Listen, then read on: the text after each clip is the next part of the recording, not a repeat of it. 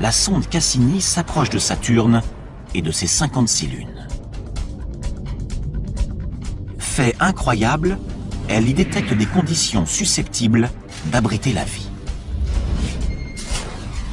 Si de telles conditions existent si proches de nous, que pourrait-on découvrir dans une autre galaxie, sur une planète identique à la Terre?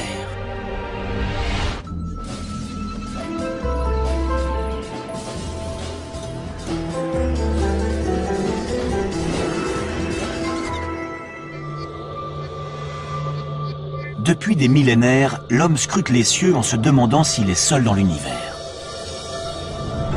Aujourd'hui, nous n'avons jamais été aussi près de pouvoir répondre à cette question.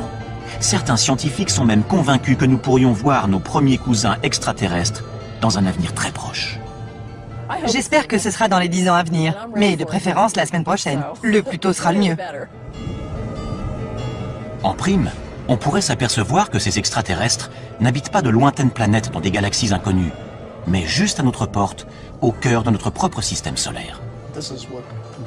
Les chercheurs sont sur le point d'obtenir des preuves de leur existence dans des milieux particulièrement hostiles.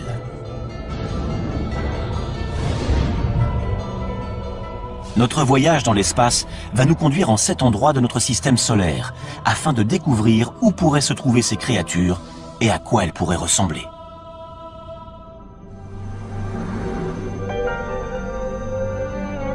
Les planètes de notre système présentent un environnement extrêmement inhospitalier. La vie telle que nous la connaissons y périrait instantanément. Mais les formes de vie extraterrestres pourraient bien être beaucoup plus résistantes que nous ne l'imaginons, à l'image d'un groupe d'organismes vivants récemment découverts sur Terre. Il n'y a encore pas si longtemps, nous étions convaincus que notre planète était unique. Jusqu'à présent, c'est la seule, à notre connaissance, à avoir permis l'évolution de millions d'espèces, grâce au Soleil, à l'eau et à une atmosphère protectrice. Nous en avons conclu que la vie avait besoin de tous ces paramètres pour pouvoir exister. Une conclusion qui écarte d'emblée tous les autres astres de notre système solaire. Puis les biologistes se sont mis à fouiller les recoins les plus inaccessibles et les plus ingrats de notre planète. À leur grande surprise, ils y ont trouvé des organismes vivants et respirants. Ils les ont baptisés organismes extrémophiles. Certains peuvent vivre sans lumière ou sans oxygène. D'autres sont capables de supporter des pressions très élevées. En fait, il semblerait que la vie puisse apparaître quasiment partout. Prenons l'Antarctique.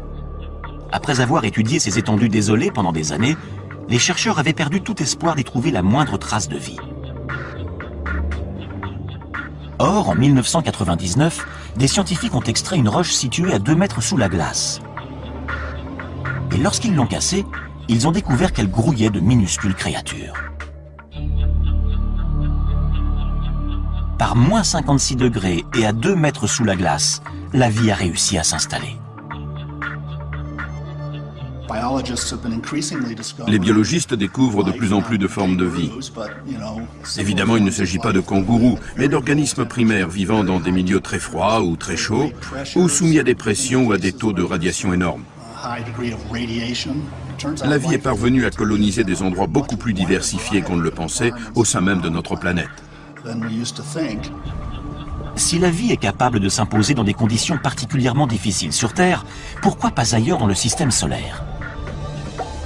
Voilà qui ouvre de fabuleux horizons. À moins que notre planète ou notre système solaire n'ait quelque chose de miraculeux, la vie doit être extrêmement courante dans l'univers. À certains endroits, il doit sûrement y avoir des formes de vie intelligentes.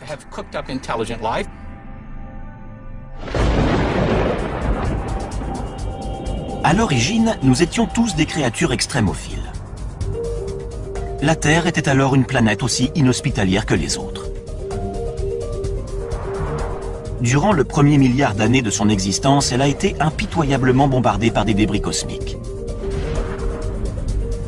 Ces impacts ont transformé la surface du globe en fournaise bouillonnante, où rien ne pouvait survivre. Mais une fois que le système solaire s'est mis en place et que la Terre a commencé à se refroidir, l'eau est apparue. ce qui a constitué la première étape de la vie. En 1953, le biologiste Stanley Miller a démontré lors d'une expérience en laboratoire que la vie sur Terre était née de façon très simple. Il a mélangé de l'hydrogène, du méthane, de l'ammoniac et de l'eau, tous les composants de l'atmosphère terrestre primitive. Puis, il a soumis cette solution à des arcs électriques censés reproduire des éclairs. Les résultats obtenus ont ébranlé le monde entier. Le chercheur est ainsi parvenu à créer des acides aminés, les molécules organiques à la base de toute vie. Si des éclairs ont contribué à l'installation de la vie sur Terre, rien n'interdit de penser que la même chose ait pu se produire sur d'autres planètes. Qui plus est, les ingrédients utilisés par Miller ont été détectés par des sondes spatiales dans tout notre système solaire, y compris le plus indispensable à la vie. L'une des conditions requises pour toute forme de vie sur Terre, c'est de l'eau, sous forme liquide.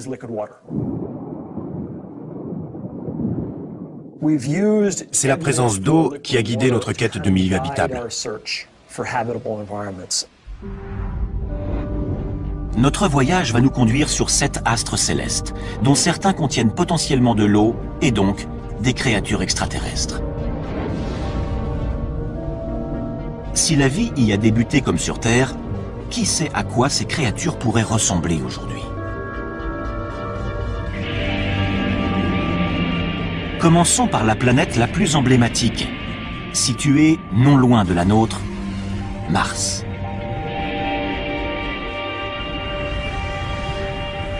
De tous les endroits susceptibles d'abriter de la vie, c'est celui qui a été le plus étudié. Le premier qui découvrira des Martiens, s'ils existent, c'est Steve Squyres, le responsable des observations pour la NASA. Mars a toujours exercé un attrait particulier sur les hommes. On sait depuis très longtemps que cette planète est sans doute celle qui ressemble le plus à la Terre. Elle possède en effet une atmosphère et des saisons. Mais l'homme y périrait rapidement car l'air y est rare. Seulement 1% de ce qu'il représente sur notre planète au niveau de la mer. Mars occupe également une position très défavorable dans le système solaire. Elle se trouve à proximité de la ceinture d'astéroïdes. Et comme son atmosphère est trop mince pour la protéger, elle est constamment bombardée de corps célestes. Les tempêtes et les vents violents qui balayent son sol sablonneux durant des semaines entières créent des tornades qui peuvent atteindre les 8 km de haut. La température de 0 degré à l'équateur en milieu de journée tombe à moins 70 degrés durant la nuit. David Greenspoon est responsable du département d'astrobiologie au Musée de la Nature et des Sciences de Denver.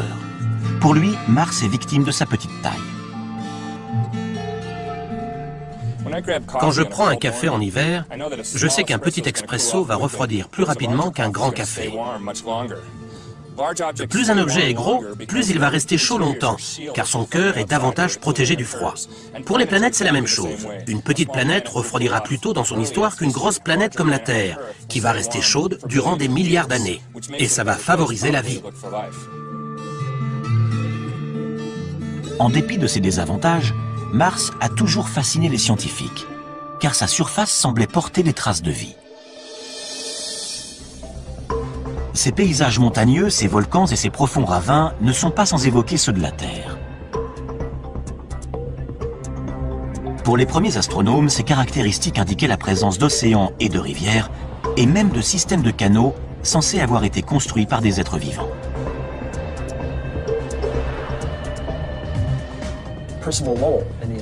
En voyant ça, Percival Lowell, un astronome américain, a pensé que des tracés aussi rectilignes et réguliers étaient forcément le produit d'une forme de vie intelligente. Il avait raison. Le problème, c'est que la vie était du mauvais côté du télescope. À travers la lunette, son œil et son cerveau ont extrapolé des choses qui n'étaient pas là. Lowell n'est pas le seul à avoir été le jouet de son imagination. Lorsque la sonde Viking 1 a envoyé ce cliché, de nombreux scientifiques se sont demandé s'il s'agissait d'un visage humain créé par les Martiens à leur propre image. En survolant la surface de la planète rouge, on s'aperçoit que son aspect est en réalité beaucoup plus commun. Ce ne sont donc pas les Martiens qui ont bâti ces structures monumentales. Ce qui ne veut pas dire qu'il n'y a pas de vie sur Mars.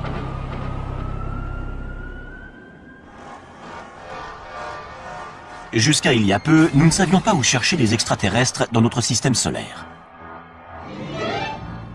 Pourtant, au cinéma, ils sont toujours parfaitement reconnaissables.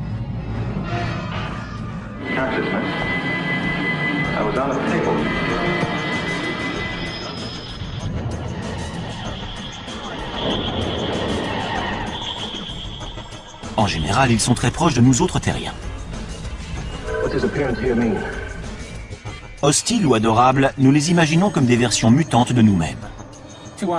Ils ont 2 bras, 2 jambes, un nez, une bouche et aucun sens de l'humour dans les films. Seth Shostak est astronome au SETI, l'institut de recherche d'une intelligence extraterrestre situé en Californie. Son travail consiste à écouter les ondes radio que pourrait émettre une lointaine société extraterrestre. Il n'y a aucune raison qu'ils nous ressemblent, qu'ils pensent comme nous ou qu'ils aient un langage. Rien que sur Terre, la nature peut prendre des formes très variées. S'il y a de la vie sur Mars, comment pourrait-elle survivre dans des conditions pareilles?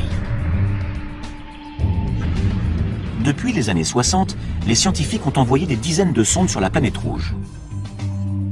Les premières images de ces paysages désolés ont rapidement anéanti tout espoir d'y trouver des êtres dotés d'intelligence. Pour autant, Mars n'a pas livré tous ses secrets. S'il n'y a aucune preuve de canaux creusés par des Martiens, en revanche, il y a des traces indiquant une ancienne présence d'eau. À un moment donné de son histoire, la planète rouge a donc peut-être été bleue. Si on remonte 3,5 milliards ou 4 milliards d'années en arrière, Mars avait une atmosphère plus épaisse, de l'eau en surface et peut-être même de la vie. Mais les conditions devenant plus rudes, la vie a dû s'adapter.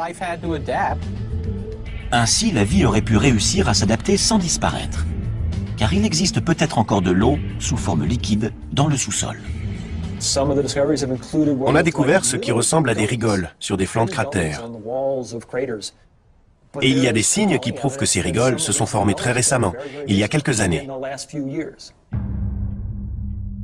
Avec son absence d'eau en surface, ses températures glaciales et son atmosphère très mince, Mars ne pourrait abriter qu'un seul type de créature, des extrémophiles.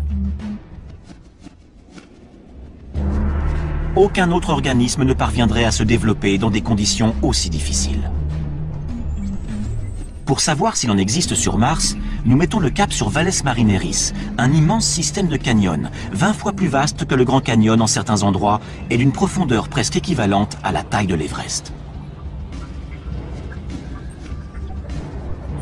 Autrefois, cette vallée était sans doute recouverte de lacs qui abritaient peut-être de la vie.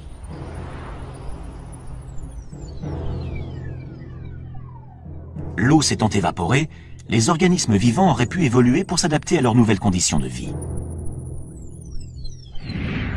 On ne saura à quoi ressemblent ces créatures extrémophiles qu'une fois qu'on les aura trouvées.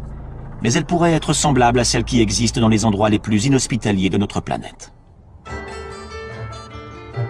Voici des biologistes hors du commun.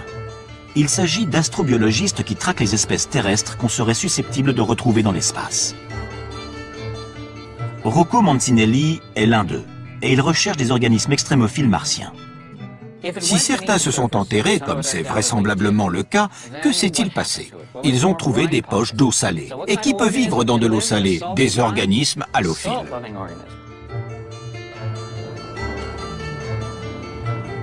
L'astrobiologiste Chris McKay pense savoir quel type de créature halophile pourrait survivre sur Mars. Des créatures semblables à celles qu'il a découvertes dans l'un des endroits les plus secs et les plus salés du globe. Ce qui pose problème sur Mars, comme dans la vallée de la mort, c'est la sécheresse. C'est ce à quoi la vie a le plus de mal à s'adapter. Il y a des milliers d'années, un lac salé recouvrait la vallée de la mort, de la même façon que des lacs recouvraient les canyons de Mars. On approche. C'est encore un peu humide. On croirait que cette grande étendue blanche est stérile. Eh bien, en creusant, on a trouvé des couches d'algues et de bactéries. Elles vivent dans un environnement qui est très différent de celui qu'on trouve en surface. Voilà un endroit qui semble mort et pourtant, il suffit de gratter un peu pour y trouver de la vie.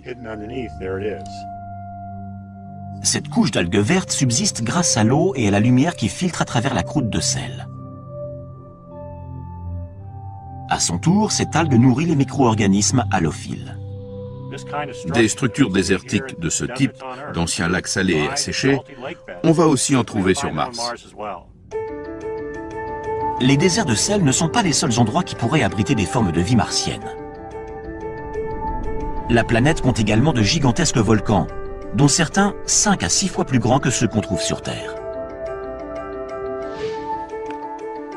L'astrobiologiste Penny Boston est spécialiste des tunnels de lave.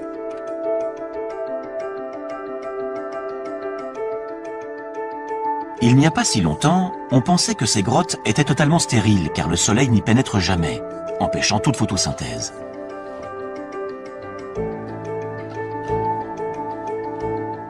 Mais dans ces tunnels de lave près d'Albuquerque, au Nouveau-Mexique, la scientifique a découvert de la vie. On sait qu'il y a énormément de tunnels de lave sur Mars. Donc ici, on a l'occasion d'étudier leur formation et les organismes qui y vivent.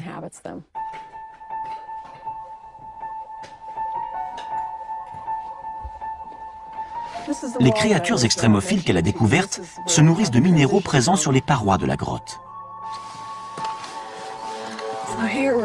Quand on s'approche, on voit des taches blanches à la surface du basalte noir. C'est comme des grandes villes pour ces organismes qui sont nichés dans les minuscules anfractuosités de la roche. Ces créatures sont totalement adaptées au froid. Elles ne voient jamais la lumière du jour et vivent de ce que ce milieu leur procure. Y aurait-il les mêmes formes de vie dans des grottes sous les volcans martiens? L'astrobiologiste en est persuadé. On va découvrir de la vie. J'espère simplement que je serai encore là pour voir ça.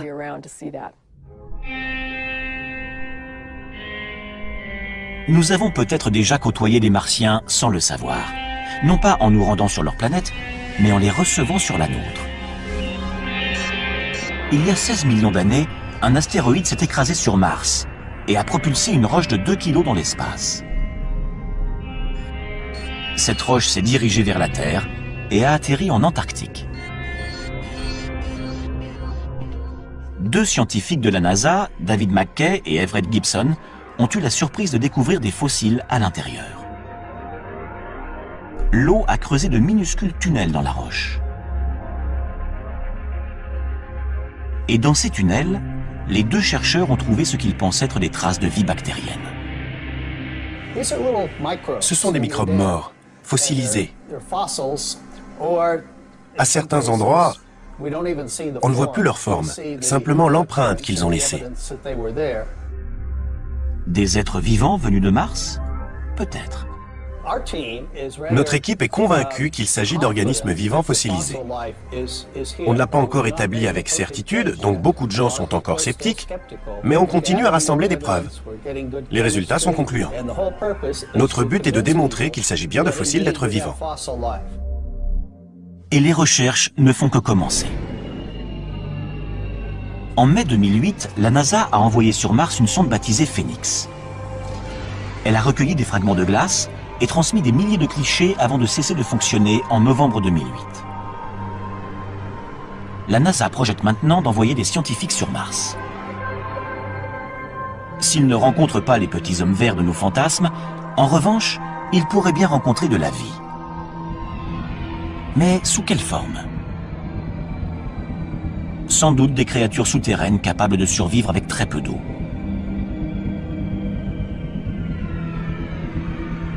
Peut-être des organismes appréciant les minéraux, comme ceux des tunnels de lave du Nouveau-Mexique. Une découverte de ce type aurait une portée colossale. Cela prouverait que la vie n'existe pas que sur Terre, mais également sur une planète toute proche.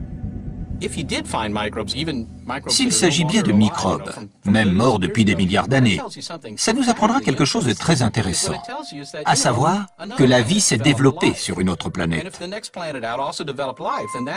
Cette information démontrerait que la vie n'est pas quelque chose d'extraordinaire, un miracle exclusivement terrien, mais qu'au contraire, elle peut exister partout.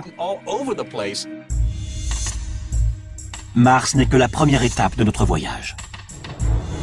Notre quête va maintenant nous conduire sur des astres où les conditions sont d'une rigueur extrême et où la vie semble encore plus improbable.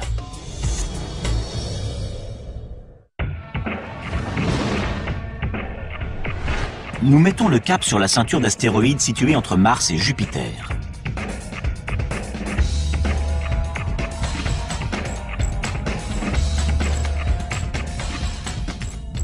Une fois celle-ci dépassée, nous arrivons à proximité de Jupiter.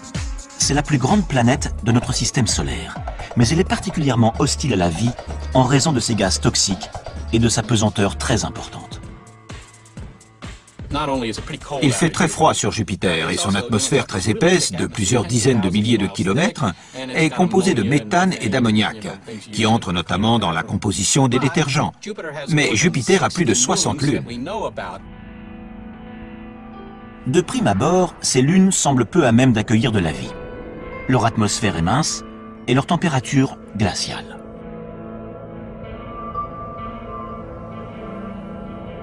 Sur Callisto, il fait moins 250 degrés. Les sondes voyageurs et Galileo ont détecté peu de choses à la surface de ces lunes, à part de la glace. À une exception près. Io est l'une des lunes les plus proches de Jupiter. Lorsque la NASA a envoyé la sonde Voyageur 1 sur Io en 1979, les astronomes ont été ébahis de découvrir que sa surface était constellée de volcans géants. Io est l'astre qui connaît l'activité volcanique la plus intense de tout notre système solaire. Il crache constamment des matériaux. Qu'est-ce qui peut bien faire bouillonner l'intérieur de cette lune? Étrangement, c'est la force gravitationnelle de Jupiter. La planète géante exerce une force d'attraction phénoménale sur ses satellites. Plus ils sont proches, plus la force d'attraction est importante. Cette dernière provoque même des déformations de leur croûte. Certaines de ces lunes ont des orbites elliptiques. À proximité de Jupiter, leur croûte s'étire. Lorsqu'elle s'éloigne, leur croûte reprend sa forme sphérique. C'est ce mouvement constant qui provoque d'importantes frictions internes et génère de la chaleur, à l'image de deux bâtons que l'on frotte pour provoquer des étincelles.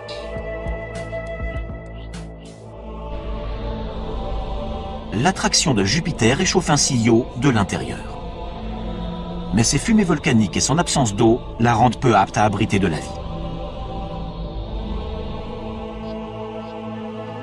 Les autres grandes lunes de Jupiter sont plus éloignées, ce qui leur garantit une surface calme. Mais elles restent suffisamment proches pour être réchauffées de l'intérieur par l'attraction jovienne. 3 d'entre elles sont particulièrement intéressantes. D'abord, Callisto, la plus éloignée de Jupiter. Sa surface ressemble à la surface lunaire, avec ses innombrables cratères dus à des impacts d'astéroïdes. Ces impacts ont pu faire fondre temporairement la glace, permettant à la vie de s'installer. En 1998, la sonde Galileo a détecté un milieu encore plus prometteur sous la surface. Les roches radioactives et l'énorme pression qui règne en son centre génèrent de la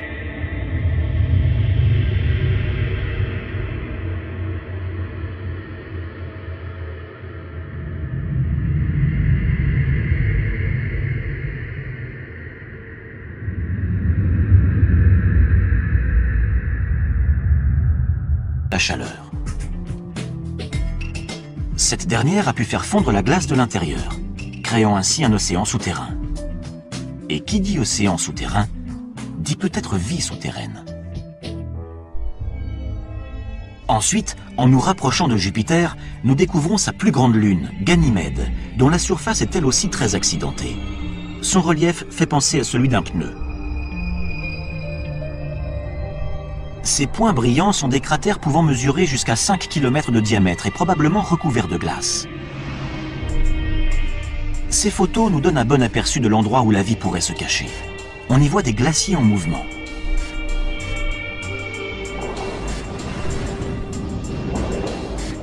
Semblables à ceux que l'on trouve sur Terre. Ces glaciers qui avancent sont également le signe d'une chaleur interne. Comme Callisto, Ganymède pourrait posséder un océan enfoui sous 200 km de glace. Enfin, la troisième et la plus fascinante des lunes joviennes. Baptisée Europe, c'est la plus proche de Jupiter. Cette proximité laisse penser que son cœur est beaucoup plus chaud que celui de Callisto ou de Ganymède.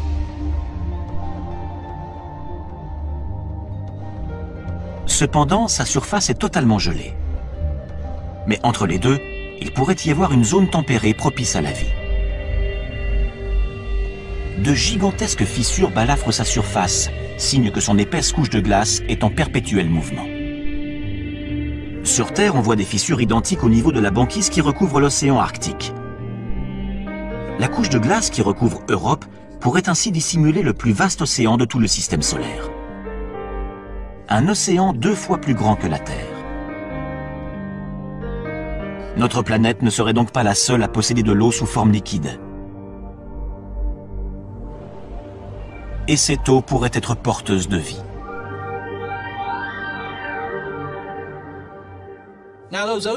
Si ces océans existent, et il y a de fortes chances pour que certains existent effectivement, ils sont là depuis plus de 4 milliards d'années. Depuis tout ce temps, il est très probable que de la vie ait réussi à se créer. L'océan d'Europe est sans doute aussi agréable et aussi propice à la vie que les nôtres. Peut-être même que certains de nos animaux marins pourraient y vivre.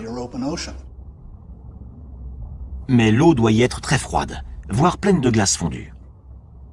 Et la lumière n'y pénètre jamais car la banquise qui recouvre Europe mesure une quinzaine de kilomètres d'épaisseur. On n'aurait jamais imaginé que ce type d'endroit puisse abriter de la vie avant une fabuleuse découverte faite au large des côtes de l'équateur.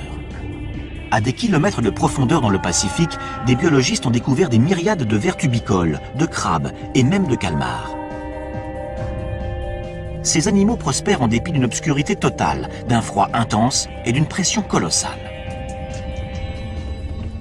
Ils se nourrissent de bactéries qui vivent non pas de la lumière du soleil, mais de composés minéraux dissous s'échappant du sol. On pourrait trouver des sources hydrothermales similaires sur Europe.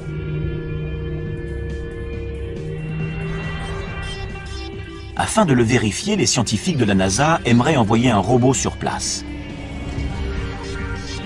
D'autres voudraient envoyer un cryobo, un robot perforateur qui ferait fondre la glace et enverrait une sonde dans le liquide situé en dessous. Ce n'est pas difficile à faire. Il suffirait de faire fondre la glace sur une épaisseur d'une quinzaine de kilomètres et de faire descendre une ligne équipée d'une caméra et d'une lampe pour voir ce qu'il y a.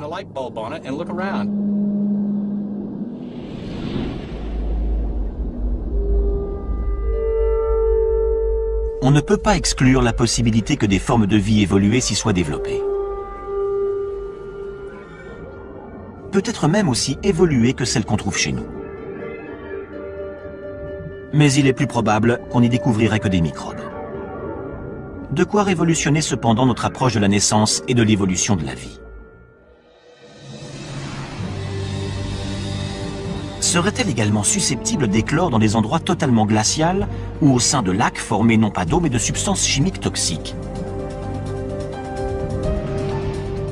Pour le savoir, il nous faut poursuivre notre voyage dans l'espace. Nous sommes maintenant à des milliards de kilomètres du Soleil. À des milliards de kilomètres de sa chaleur et de sa lumière. Nous dépassons Jupiter pour arriver à la deuxième plus grande planète du système solaire, Saturne. En arrivant à proximité de ces anneaux, nous apercevons les tourbillons de gaz qui saturent son atmosphère. Nous ressentons également son attraction, moindre que celle de Jupiter, mais néanmoins considérable. Nous continuons à avancer, car il n'y a aucune chance de trouver de la vie sur les anneaux de Saturne. Ils sont composés de roches et de glace qui vont de la taille d'un grain de sucre à celle d'une maison.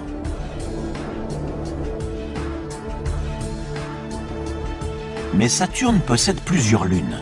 Jusqu'à présent, nous en avons compté 56. Nous nous dirigeons vers l'une d'elles. Il s'agit d'un petit satellite de 500 km de diamètre baptisé Enceladus. Ici, la pesanteur est très faible par rapport à la Terre. Et l'atmosphère quasi inexistante. Enceladus réfléchit pratiquement toute la lumière qu'il reçoit, ce qui en fait le corps le plus brillant du système solaire. Les scientifiques pensaient jusqu'alors qu'il y faisait trop froid pour que la vie s'y développe. Mais ils se trompaient. En 2005, après 7 ans de voyage, la sonde Cassini s'est approchée de cette petite lune et y a détecté quelque chose qui a stupéfié la principale observatrice de la mission, Caroline Porco. Voici l'image qui nous a arrêtés. On était sous le choc. Il s'agit de panaches de vapeur d'eau en provenance d'un geyser. Au contact du vide glacial de l'espace, la vapeur d'eau chaude se transforme en jet de glace. En l'absence de pesanteur pour les ralentir, les nuages de glace peuvent devenir aussi gros que l'astre lui-même. La scientifique n'a jamais rien vu de tel. C'est le rêve pour un astronome de découvrir un corps comme Enceladus. Ces jets, ces fontaines, crachent de la vapeur et de la neige gelée à des centaines de kilomètres au-dessus du pôle sud d'Enceladus. La conclusion s'impose d'elle-même. Enceladus bout de l'intérieur. Comme dans le cas de Jupiter, le formidable champ gravitationnel de Saturne déforme ses satellites, créant ainsi friction et chaleur en leur centre. À la lumière de nos connaissances actuelles, on peut en déduire qu'il y a sans doute de l'eau sous la surface. Les modèles qu'on possède aujourd'hui pour expliquer ces projections indiquent que les températures sont suffisamment élevées pour créer de la vapeur d'eau. Chaleur, eau, même aux confins du système solaire, les principaux ingrédients de la vie semblent réunis. Mais quelle créature pourrait vivre dans un geyser? On peut en avoir une petite idée grâce aux sources chaudes qu'on trouve sur Terre. On pensait autrefois qu'il n'y avait aucun être vivant dans les fontaines du parc national de Yellowstone, jusqu'à ce que des biologistes n'y découvrent des microbes se nourrissant des minéraux dissous dans l'eau. On les désigne sous le nom de thermophiles. Les plus résistants, baptisés hyperthermophiles, sont capables de vivre dans de l'eau en ébullition. Pourrait-il y avoir des micro-organismes thermophiles sur Enceladus? Pour le savoir, reprenons notre voyage spatial. Les températures à proximité de la surface avoisinent les moins 200 degrés, trop froides pour espérer y trouver de la vie. Mais y en aurait-il dans les eaux chaudes situées en profondeur? Dans les panaches de vapeur d'eau au-dessus d'Enceladus, la sonde Cassini a détecté du gaz carbonique et du méthane, des éléments susceptibles de nourrir la vie sous la surface, de la même façon que les minéraux des sources de Yellowstone nourrissent les microbes. Cet astre contient très probablement de l'eau à l'intérieur. Il a également montré qu'il possédait des composés organiques simples et d'autres éléments qui lui confèrent un intérêt astrobiologique indéniable au sein de notre système solaire.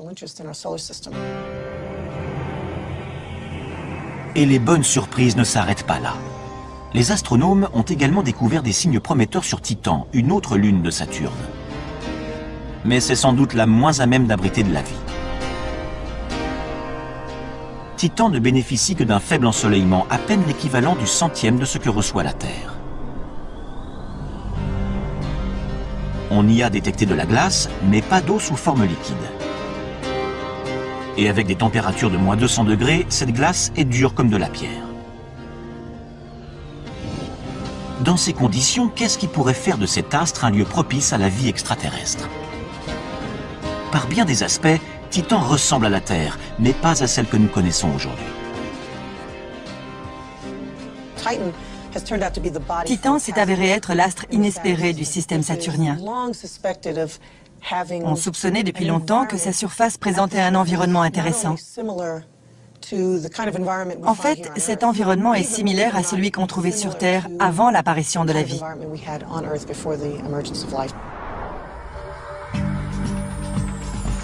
Titan a tellement intrigué les membres de l'équipe de Caroline Porco que la sonde Cassini y a largué un module en 2005. C'est la mission de terrain la plus lointaine jamais effectuée. Mais le module n'a détecté que des crêtes et des plaines. Par la suite, un survol de la sonde Cassini a révélé la présence d'un littoral. Puis, ce sont des centaines de lacs qui sont apparus, dont un plus étendu que les grands lacs nord-américains.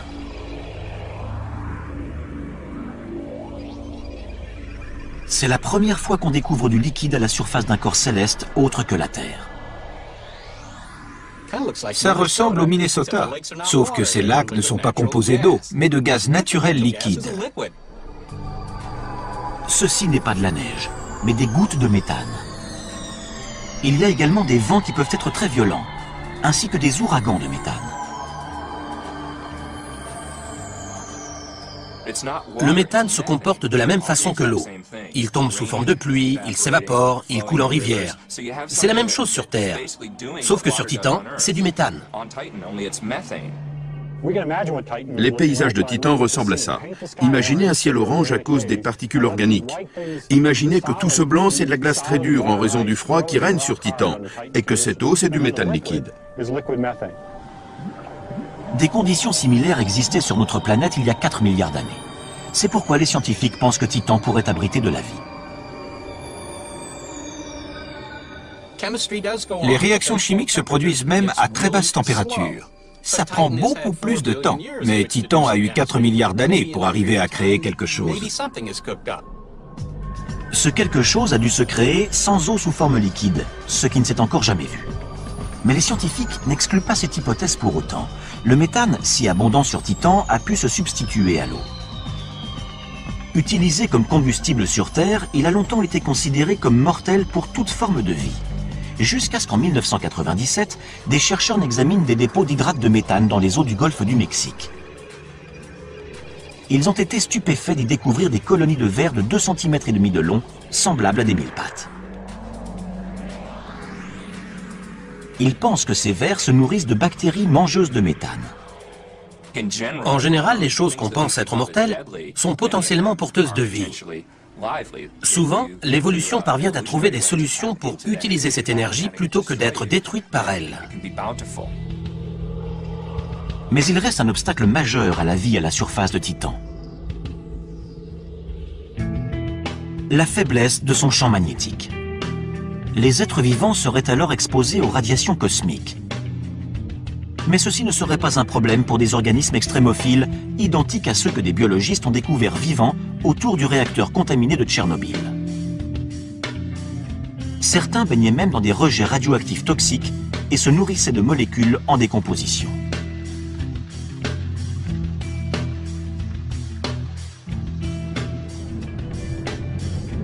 Il est possible que la vie sur Titan ait pu s'adapter de la même façon. Ces lacs de méthane abritent peut-être des bactéries amatrices de substances chimiques.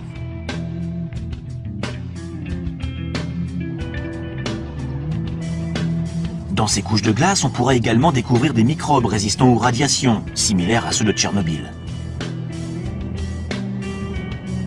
Des organismes mangeurs de méthane pourraient dégager de la chaleur, ce qui ferait fondre la glace, créant ainsi des poches de vie.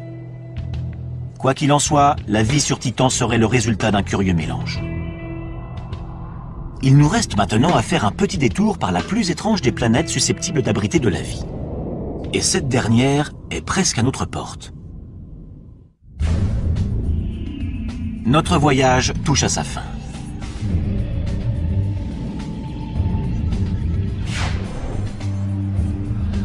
Après nous être rendus au cœur de déserts glacés, d'océans souterrains et de lacs de méthane, nous revenons en direction de la Terre pour faire une halte sur l'astre le plus extrême de tous, Vénus, la planète du système solaire la plus proche de nous. Si la vie parvenait à s'installer ici, elle pourrait exister quasiment partout. Pour atteindre la surface de Vénus, nous devons traverser une couche de nuages jaunes et denses de 65 km d'épaisseur, composée notamment d'acide sulfurique. Ici, la pression atmosphérique est 90 fois plus forte que sur Terre, trop forte pour que l'homme puisse la supporter. Au sol, on trouve des volcans et des flots de lave à perte de vue qui représentent 85% de la surface de la planète. Au vu de ces paysages, on a du mal à croire que Vénus ait pu autrefois abriter de vastes océans. Il y a eu un effet de serre galopant. Avec la chaleur, les océans ont commencé à s'évaporer. Ça a rejeté de la vapeur d'eau dans l'air, ce qui a encore amplifié l'effet de serre et créé un cercle vicieux. Les océans ont disparu et tout le CO2 s'est retrouvé dans l'atmosphère, ce qui fait qu'on a aujourd'hui une planète très chaude avec un énorme effet de serre. Avec des températures avoisinant les 460 degrés, Vénus est plus chaude que Mercure, la planète la plus proche du Soleil. Sa surface est on ne peut plus hostile à la vie. La vie telle qu'on la connaît ne pourrait pas survivre sur Vénus. Les molécules organiques seraient déchiquetées par les gaz brûlants. Mais ce n'est pas sa surface qui nous intéresse, c'est son atmosphère. En 1982, la sonde spatiale soviétique Venera 14 a survolé Vénus. Dans des nuages situés à 50 km d'altitude, elle a mesuré des températures beaucoup plus clémentes qu'au sol. Elle y a également détecté des molécules d'eau.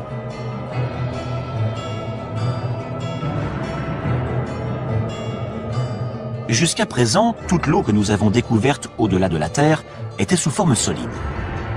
Il n'y a que dans les nuages au-dessus de Vénus que nous l'avons trouvée sous forme de vapeur, où la vie pourrait se développer. Mais les nuages vénusiens sont aussi composés de gouttelettes d'acide sulfurique. Or, on pensait que rien ne pouvait vivre dans cette substance. Jusqu'à ce que des scientifiques n'analysent les eaux hyperacides s'échappant d'une mine californienne.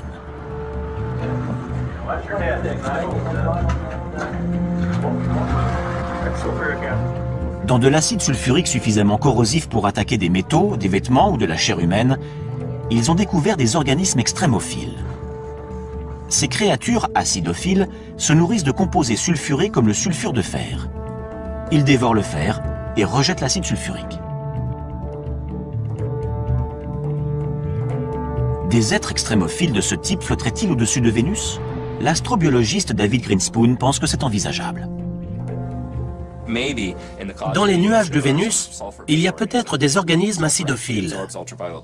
Comme les sulfures absorbent les ultraviolets de façon intéressante, on peut imaginer une réaction photochimique où les ultraviolets seraient utilisés pour convertir les substances chimiques en énergie, laquelle serait ensuite consommée.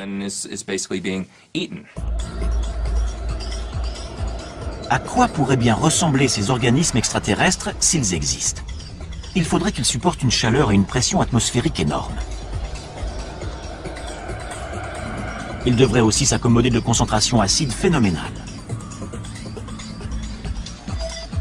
Ce pourrait être une version plus résistante des créatures extrémophiles découvertes dans cette mine de Californie. On n'arrête pas de découvrir de la vie dans des endroits qu'on pensait inhabités.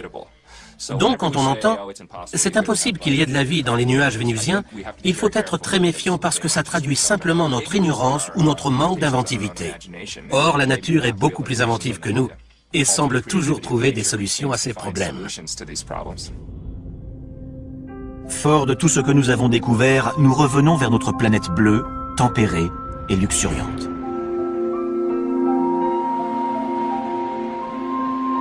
Nous savons désormais que les environnements les plus extrêmes sont capables d'abriter des êtres vivants. Les organismes extrémophiles ressemblent sans doute aux premières formes de vie dans l'univers, et ils pourraient bien exister partout. Ces formes de vie très simples auraient-elles pu donner naissance à des êtres intelligents quelque part dans le cosmos? Depuis plus de 40 ans, les scientifiques de l'Institut SETI scrutent les cieux pour tenter de répondre à cette question.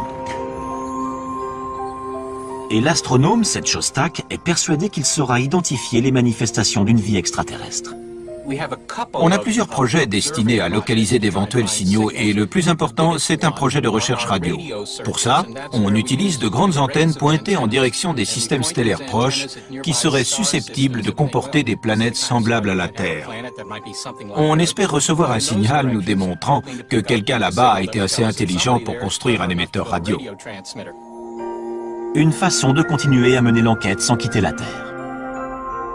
Récemment, des astronomes ont réussi à capter suffisamment de lumière en provenance de lointaines planètes d'autres systèmes solaires pour en déduire leur composition chimique. Et ils ont alors découvert des composés entrant dans la formation de l'ARN, l'un des éléments clés de l'apparition de la vie sur Terre. À 20 années-lumière de nous, dans la constellation de la Balance, des astronomes européens ont identifié une planète qui serait suffisamment tempérée pour posséder de l'eau sous forme liquide en surface.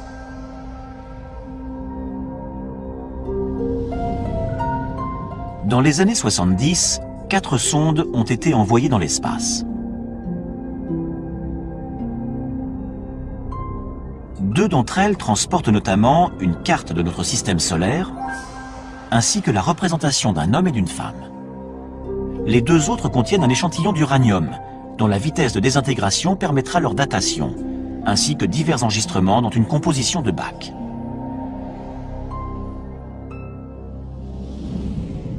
Mais nous n'aurons pas de réponse à ces messages spatiaux de sitôt, car ces cartes postales de la Terre mettront 80 000 ans avant d'atteindre l'étoile la plus proche.